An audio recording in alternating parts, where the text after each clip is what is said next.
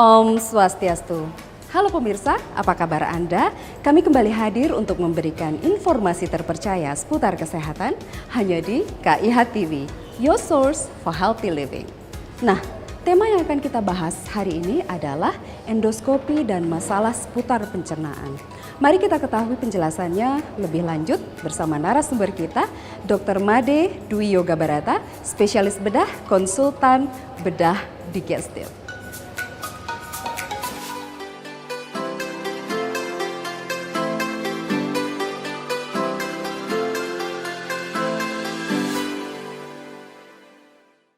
Sistem pencernaan merupakan bagian penting dari tubuh kita. Saluran pencernaan yang terdiri dari kerjasama antara organ tubuh ini tidak luput dari masalah gangguan saluran pencernaan. Apalagi di era seperti ini, di tengah kesibukan dan pola hidup yang padat, tak jarang kita lupa untuk memperhatikan pola makan, bahkan apa yang kita makan. Namun, mengenali lebih lanjut mengenai endoskopi dan masalah seputar pencernaan tidak kalah pentingnya dibandingkan dengan penyakit lainnya. Lantas, apakah sebenarnya endoskopi dan masalah seputar pencernaan itu? Dapatkan jawabannya hanya di KIH TV, your source for healthy living. Nah pemirsa, sekarang kita akan membahas masalah endoskopi dan seputar pencernaan. Untuk itu di sebelah kanan saya sudah hadir narasumber kita hari ini, Dr. Yoga. Langsung kita sapa beliau. Halo dok, apa kabar dok? Kabar baik. Halo juga pemirsa, apa kabar? Baik, dokter, ini saya tidak sabar untuk bertanya. Sebenarnya endoskopi itu apa sih dok? Oke, jadi endoskopi itu sebenarnya adalah suatu tindakan diagnostik non bedah. Jadi saya tekankan non bedah. Jadi supaya para pemirsa juga tidak terkejut ya. Iya. Ini bedah, kalau sudah berhubungan dengan bedah pasti banyak yang takut. Iya. Ya. Itu adalah suatu tindakan di mana ada suatu tabung yang sangat lentur. Di ujung dari tabung itu terdapat kamera yang akan melihat, mengevaluasi keseluruhan saluran cerna mulai dari atas sampai ke bawah sampai ke anus. Oke. Jadi kalau yang dimaksud dengan masalah saluran pencernaan itu sendiri apa dok? Oke. Jadi sebelum kita membahas masalah saluran cerna, perlu dipahami bahwa saluran cerna itu dibagi atas dua bagian besar, yaitu saluran cerna bagian atas yang dimulai dari mulut, kemudian tenggorokan, lambung, dan usus halus.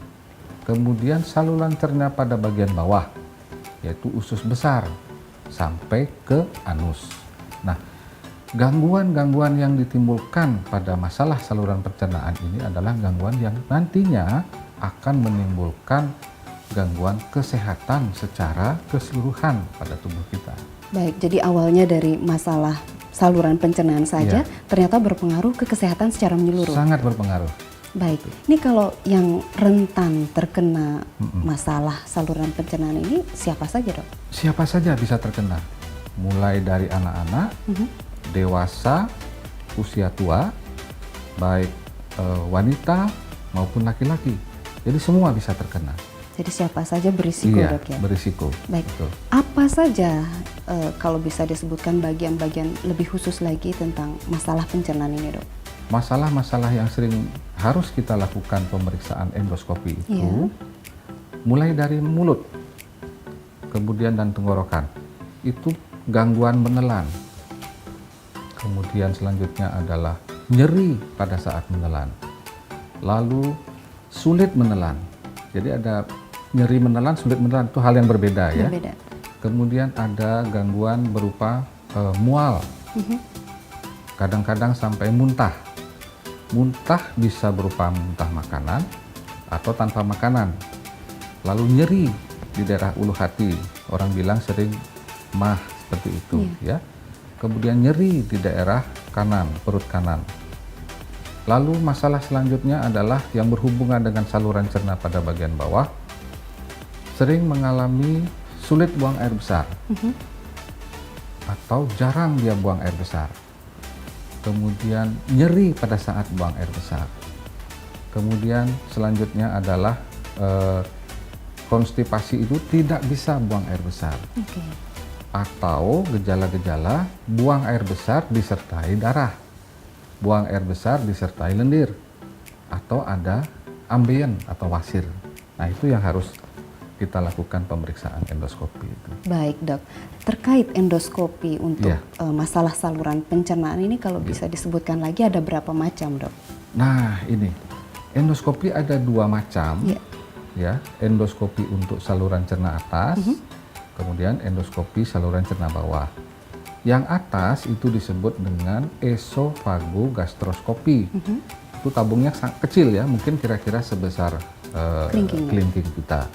Kemudian yang untuk bagian bawah itu namanya kolonoskopi. Itu lebih besar ya, kira-kira sebesar ibu jari kita. Ya. Kapan sebenarnya tindakan ini benar-benar dianggap perlu dok? Oke, jadi tindakan endoskopi itu ya kita lakukan apabila ada mulai gejala mual, itu yang pertama. Kemudian ada muntah, rasa tidak nyaman makan. Iya.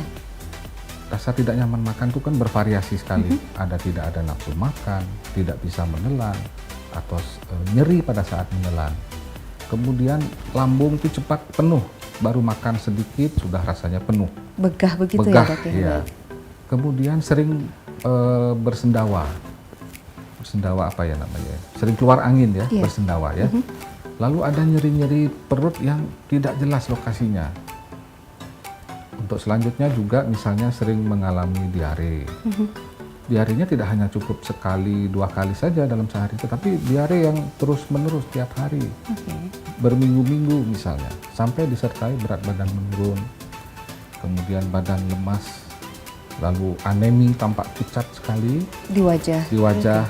Nah, atau timbul ada benjolan misalnya di anus. Nah, itu kita harus segera melakukan pemeriksaan endoskopi. Ini kalau berbicara tentang pencegahan, ada yang bilang kan mencegah jauh lebih baik daripada mengobati. Iya, betul, betul sekali. Langkah pencegahan Sebenarnya, apa ini dok yang bisa? Pencegahannya cukup sederhana. Yang pertama adalah di mana-mana pasti kita selalu mengatakan pola hidup sehat ya. Tapi apakah pola hidup sehat itu yang berhubungan dengan saluran cerna? Yang pertama adalah 1, porsi makan. Jadi porsi makan jangan langsung banyak. Kemudian yang kedua kita makan perlahan-lahan ya. Tujuannya apa? Supaya makanan itu tercerna dengan bagus. Tidak masih utuh gelondongan makanan begitu masuk ke dalam lambung. Nah itu kerja lambung sangat berat. Baik. Makanan yang masih utuh masuk ke lambung menimbulkan enzim-enzim yang ada di lambung bekerja dengan keras. Kemudian itu belum selesai tercerna di lambung, sudah masuk dia ke usus halus. Usus halus bekerja berat. Jadi itu tujuannya kita makan secara perlahan-lahan, pelan-pelan, ya, dalam porsi yang cukup. Kemudian yang kedua, usahakan pada saat makan jangan terlalu banyak berbincang-bincang. Kenapa? Nanti udara banyak masuk dia. Saat mengunyah itu udara ikut begitu? Udara masuk. Udara yang tertelan ke lambung juga akan mengganggu proses pencernaan. Kemudian kurangi makan yang berlemak, terlalu bersantan, kemudian makan yang pedas terlalu pedas, kemudian kurangi merokok barangkali ya, dan alkohol, sama ya sudah tentu adalah dibarengi dengan olahraga yang teratur. Baik, berarti pola makan ini luar biasa, porsinya perlu diperhatikan, cara makannya pelan-pelan begitu dan tidak bersuara begitu dok. Betul. Ya? Dan waktu makan. Jadi waktu makan memang kalau misalnya kita sudah merasa lapar di pagi hari pukul 7, pukul 8, ya jangan ditunda. Karena perut kosong akan memacu enzim-enzim di dalam lambung akan bekerja dia. Nah itu yang akan menimbulkan masalah nantinya. Siang juga kalau memang sudah waktunya kita untuk makan ya jangan ditunda. Kadang kita terlena oleh pekerjaan yang terlalu banyak bertumpuk-tumpuk ya, jadi kita lupa. Malam juga usahakan malam setelah jam 8 ya janganlah kita mengkonsumsi makan yang berat gitu ya. Silahkan yang ringan-ringan, snack-snack apa silahkan. Baik, dokter ini menarik sekali karena sering dijumpai. Mudah-mudahan ini bermanfaat dan pemirsa mungkin Anda sudah menyaksikan dari awal tadi bahwa masalah pencernaan yang sering kali kita anggap enteng dan sepele ternyata sangat penting karena bisa mempengaruhi kesehatan kita secara menyeluruh. Dan mengetahui lebih dini gejala-gejalanya dapat mencegah tentunya kejadian yang lebih buruk lagi timbul. Untuk itu lakukan segera observasi, pengecekan melalui endoskopi seperti yang sudah tadi dijelaskan oleh narasumber kita. Dr. Yoga, terima kasih banyak atas waktunya. Mudah-mudahan nanti bisa bertemu kembali. Pemirsa, demikian tadi bincang-bincang kita bersama narasumber kita, dokter ahli dari Kasih Ibu Hospital Bali. Saya Jero Jubi pamit, undur diri, sampai jumpa. Om Santi, Santi, Santi, Om.